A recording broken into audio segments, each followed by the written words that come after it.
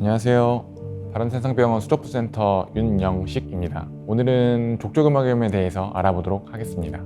근데 아침에 일어나면은 왜 발뒤꿈치 통증이 있으신 분들이 많이 좀 계신데 그러다가도 또 괜찮아져서 흔히들 넘어가거든요. 근데 이런 것들이 족저근막염 대표 증상인지 족저근막염의 정의나 이런 것들 설명 한번 부탁드릴게요. 발 뒤꿈치 통증 유발 요인은 다양하지만 그 중에도 가장 흔한 것이 족저근막염입니다.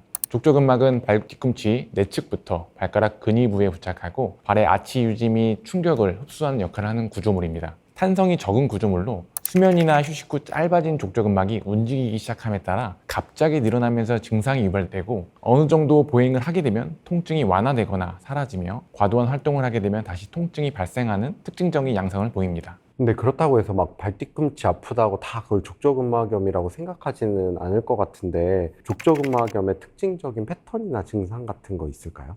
발 뒤꿈치 통증의 유발 요인은 신경원성, 족저부 지방패드 위축, 피로골절, 전신적인 염증 질환 등 많지만 그 중에서 가장 흔한 것이 족저근막염입니다. 물론 흔하다고 해서 모든 발 뒤꿈치 통증은 족저근막염이라고 단정을 지을 수는 없습니다. 단순발 피로는 휴식을 취하면 전반적으로 좋아지는 경향이 있지만 족저근막염은 족저근막의 미세 손상이 발생하는 것이기에 특정 시기에서 반복적으로 통증이 발생하게 됩니다. 수면이나 휴식 후 첫 걸음 시 뒤꿈치 통증이 유발됩니다.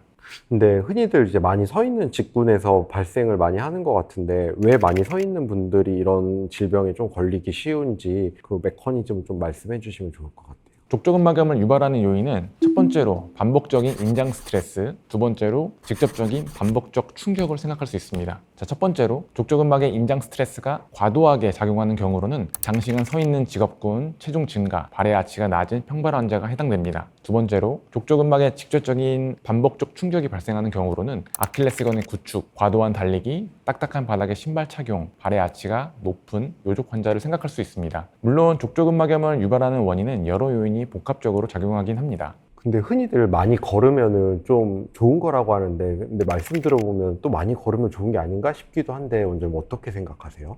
물론 통증이 있는 경우에 보행을 많이 하게 된다면 그런 증상이 발생할 수는 있습니다. 일단은 시작하기 전에 스트레칭을 통해서 많이 이완을 시켜놓고 푹신푹신한 신발을 착용함으로써 충격을 완화할 수 있는 방법을 적용을 한다면 보행하셔도 큰 상관은 없으십니다. 통증이 있다고 치더라도 환자분들이 또 무조건 병원에 내원하지는 않으실 것 같은데 어떤 경우에 좀 병원에 내원을 해야 되는지 그런 기준이 있다면 간단히 설명해 주시고 병원에서는 이 족저근막염을 어떻게 진단하고 치료하는지에 대한 설명도 좀 부탁드리겠습니다.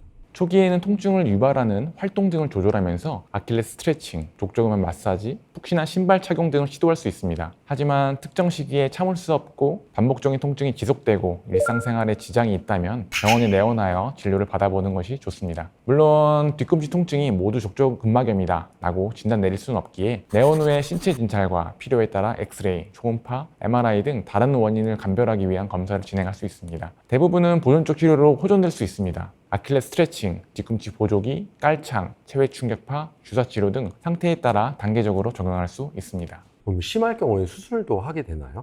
이런 보존적 치료를 함에도 불구하고 전혀 나아지지 않는다고 한다면 수술적 치료를 할 수 있지만 웬만하면 수술 치료 권고하지 않고 보존적 치료로 끌고 가는 경우가 대부분입니다. 오래 서서 근무하시는 분들은 계속 그렇게 근무를 하셔야 하잖아요. 근데 그런 분들이 예방할 수 있는 예방법이나 스트레칭 방법 같은 거 있으시면 간단하게 좀 부탁드리겠습니다.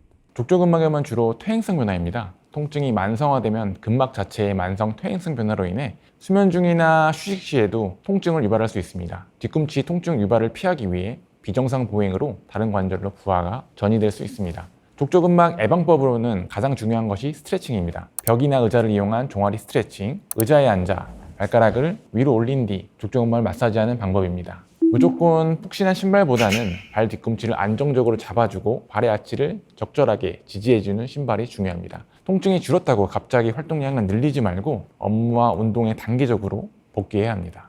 원장님도 크록스 신고 계신데 여름에 크록스 많이 신잖아요. 크록스는 좀 발에 많이 안 좋은가요? 네, 많이 안 좋습니다. 왜냐면 크록스가 물론 저도 그냥 신긴 하지만 저는 아무 통증이 없기 때문에 착용을 하고 있지만 통증이 있으신 분들은 웬만하면 아치를 좀 받쳐주는 슬리퍼 같은 게 있습니다. 아치를 좀 받쳐줘야지 좀 편안하실 겁니다. 네, 지금까지 바른생상병원 수족부센터 윤영식 원장이었습니다.